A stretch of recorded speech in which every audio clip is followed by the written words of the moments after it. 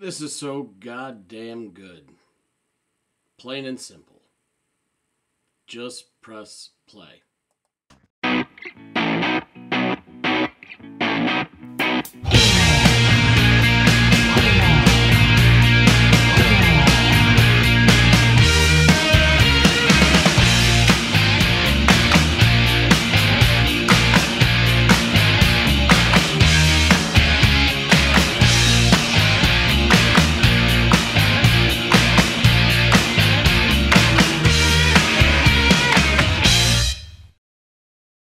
Hey everybody, welcome back to another installment of the Audiophiles. Andy and John here to go over, listen, dissect, chop up, discuss, tear apart a song today of John's choosing.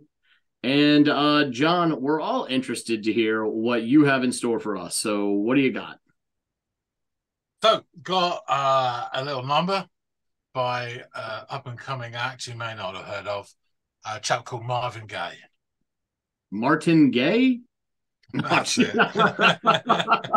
No, of course. Wow. Do you think he would have made it if his name was Martin Gaye? No, I don't think it would have had to say that V is carrying so much weight. Oh, it's big time. This is just an aside, but there was a soap in this country called EastEnders, based in London. Yeah. And it started in the early 80s. And there was, way back then, there was a character called Lofty. Yes, Lofty. And he was talking about his real name was Bert. He said, but it wasn't the good Bert. And the person who's talking said, what do you mean? He goes, well, it's Bert with an E. It's not like Bert with a U, like Bert Lancaster. It's not the good Bert. I remember that. It's so funny. But anyway. Yes, so Marvin Gaye, who I'm sure many people are very familiar with. Maybe not so much with this album, although it's more popular than I realised, but yeah. So I've got a track from him called T Plays It Cool. T Plays It Cool? Yes. Okay. All right. Well, yeah, this is not, I'm familiar with a decent amount of, I mean, you're hard pressed not to be, right? Like, he's a prolific musician. But yeah, I don't think this is one that I am familiar with. So, I'm kind of looking forward to checking out something from somebody who I already feel like I have a pretty good understanding of who they are and their greatness. But hey, this is a song I've yet to hear. So, let me go scope it out, and I'll come back and divulge my thoughts.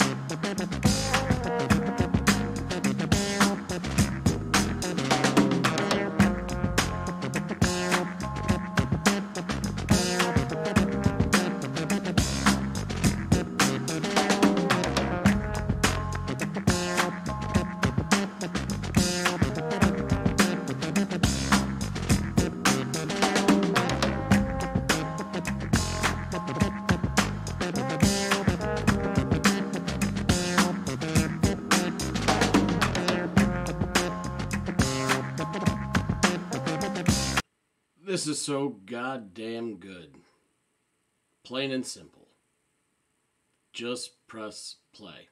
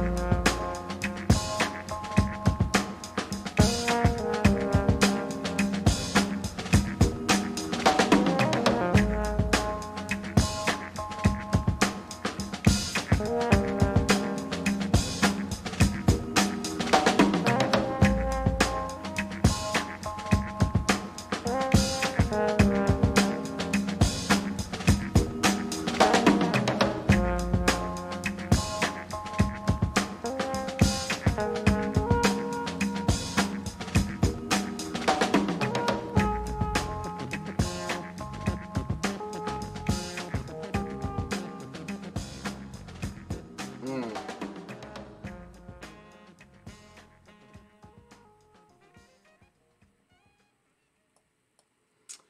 Oh, yeah, the Prince of Soul, he strikes again. This, I'm familiar with a lot of Marvin Gaye. This is not one of the songs that I know, but I'm sure glad I do now. That was wonderful. It was just good. Everything about it. It was faultless. I just fucking loved it. Let's go talk to John. So you're back? I I'm am. visiting Mr. Gay. Were you familiar Yeah. with the song? No. No. There's a few bits of information I could have given you before you went away and listened to it, but I thought it'd be more interesting to get your unbridled sort of, Okay. view on it, and then I'll fill you in. So, what did you think? So the Prince of Motown and the Prince of Soul, I think, are two of the nicknames Yes. that he carries. And it's funny, he's earned them. Believe me, he's earned them. Yeah. This was like, oh, you're also the Prince of Experimental Jazz. Because that's the vibe I got from this. Not to say that it was wildly divergent from the sounds that he's played with before, but this isn't Motown, and this isn't soul. It's got soul, but it isn't soul music. And like I said, it's not wildly strayed from the path of either of those, but it's definitely more experimental jazz, at least to my ears. And okay, another thing, I've been like patiently, because I knew you were going to do this at some point, patiently awaiting when you would give me another one of these just lovely instrumentals to just sink into and let all the music do its thing, where my brain can take a breather and not try to run two paths at the same time. And this was so worth the wait.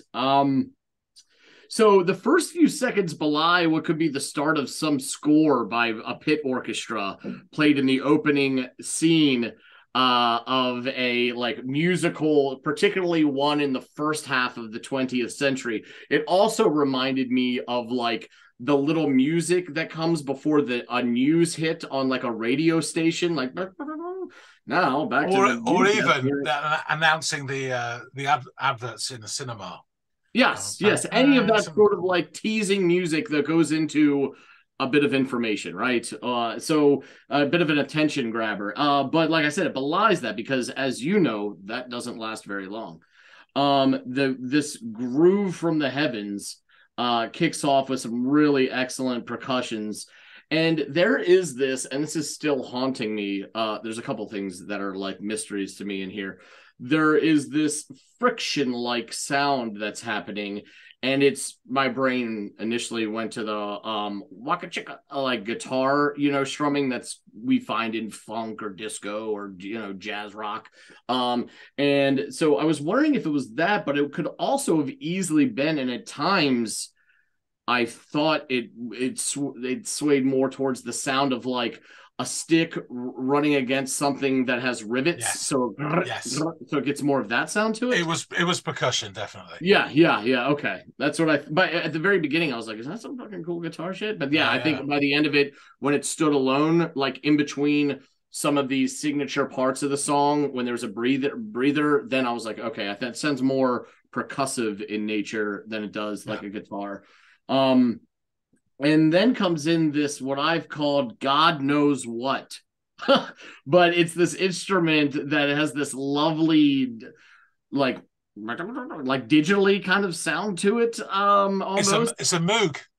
Of course it is. That's what, it was right on the tip of my tongue. I just went with God knows what because I wanted to give you a chance to flex on this. And is doing this like, and I said doing this synthesized, and I don't mean like synthesizer, but like this fabricated or created facsimile sound of some sort, and it's mesmerizing, and it just sucked me in. Like it was like so fucking cool. It's not every day you turn on a song that's got the Moog in it, you know what I mean? So it was like really great to give that a listen. And then in comes this like the dulcet, sexy sounds of the saxophone, and it absolutely kills it. And I realize as it's doing its thing that Gaye is scaffolding or like layering instruments that were just the feature and solo as now like an ancillary or complementary piece, and he's building on that. And I thought that the integration of this and that aforementioned scaffolding building like mechanism and what it created was fucking awesome. It was so gorgeous. And it's just all so soothing, and really melts the mind into a euphoric puddle of joy to just sit back and listen to this thing. And that might be, in all seriousness, my favorite Marvin Gaye song now. And it's just so easy to digest. It's like your favorite dessert or something. I don't know. I loved it. It was free of fault, or any like demerit. It was just a class song. And there really isn't much more to say other than that. You know what I mean? Like, I didn't have a lot to really expand. Like, what do you say about like perfection? You know what I mean? Yeah. Like, this was, to me, for what this was, it was perfect. Does that mean it's my favorite song of all time? No. I mean, but this is my favorite Marvin Gaye song, and that says a fucking lot because the guy's written a million hits. So yeah, this was just so cool, man. This could be the soundtrack to anything. Like to my day, to shopping at the grocery store, walking down the street, whatever. This is just great. I loved it, man. Awesome pick. Brilliant. Yeah, that's what I said. So I'm not going to go into the life and times of Mr. Marvin Gaye because he's so well known and there's a lot to it as well. So I'll just really concentrate on around this album and this track. Marvin Pence Gaye Jr., just to say, he was born in 1939 and died in 1984. Absolute legend. And you're right. And he did really help shape Motown as well. You know, I think at one point despite the usual characters, but him and Smokey Robinson were basically propping it up for a while. I mean, it was just amazing. And he had an amazing career. And he did actually record one of the most acclaimed and important albums of all time, What's Going On, under the Motown. And that they were reluctant for him to do that because he was stepping away from the sort of, you know, starched shirt and the sort of poppy nature to it. But it became such a phenomenon that on the back of that, he signed a $1 million contract with Motown, first person to ever do so. And he also gained total creative control. So then they came to him and said, we've got an idea, Marvin. The Motown have got the rights to the thriller Trouble Man, and they actually produced the film.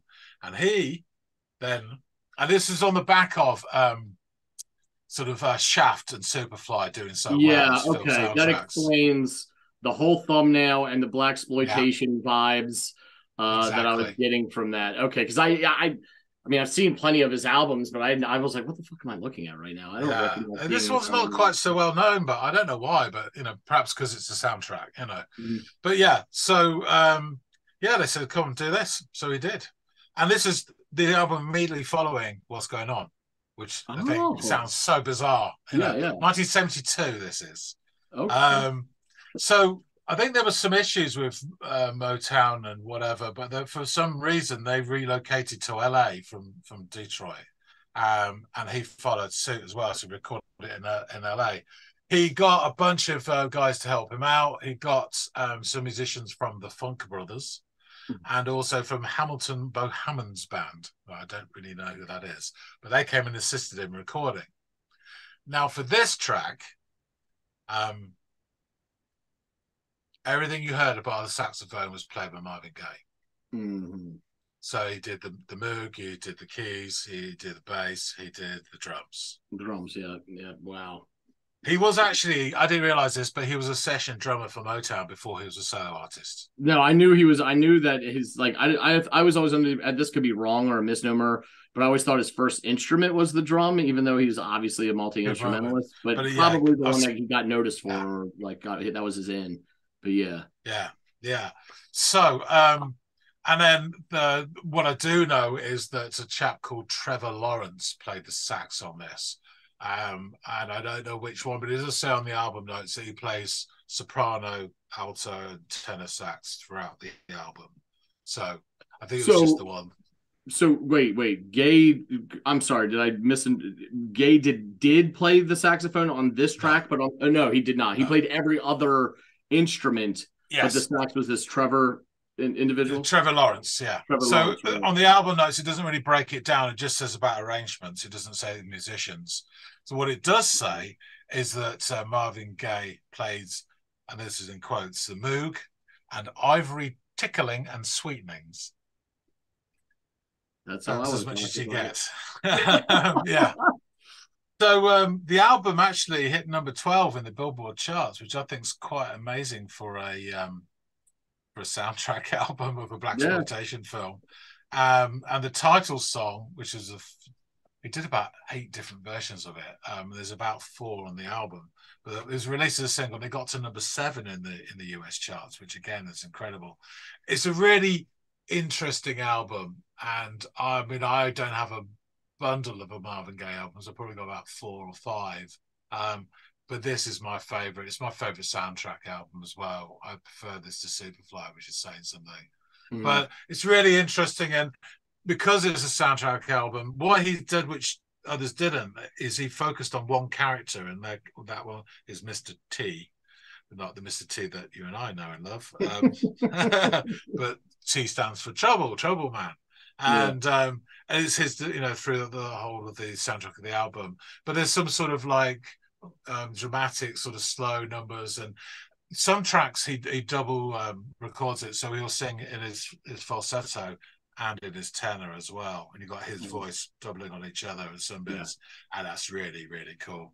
But of all the tracks on this album, and there's some really great ones, this one is my favorite because, as you rightly said, it's got all the elements there. It is quite reflective in places and quite almost, sort of pensive, but it's also got energy, and it's also got fucking shitloads of funk to it as well. And it's got this jazzy element as well.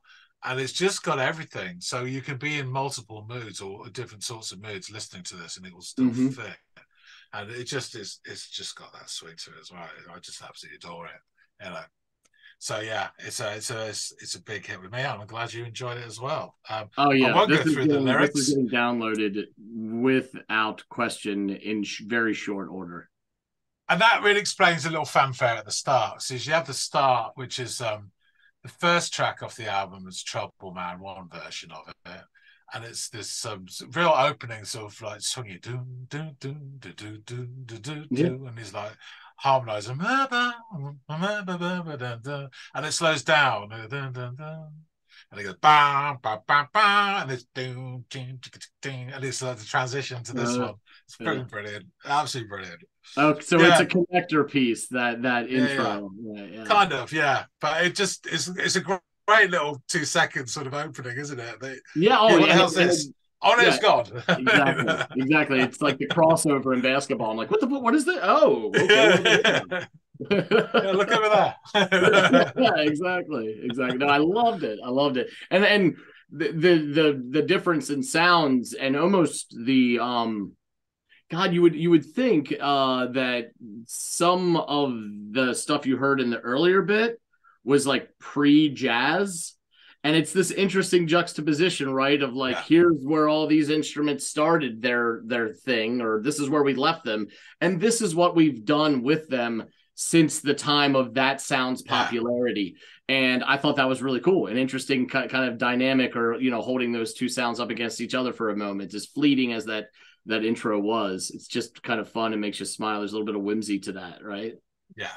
I will say, I've got ultimate respect for Marvin Gaye. I saw a documentary on him a couple of months ago, and about his troubled time, sort of a couple of years after this, and his divorce, and him going off to Europe and being stuck because no one paid him any money and all this sort of thing, and hanging around the port in, was it Holland or Belgium?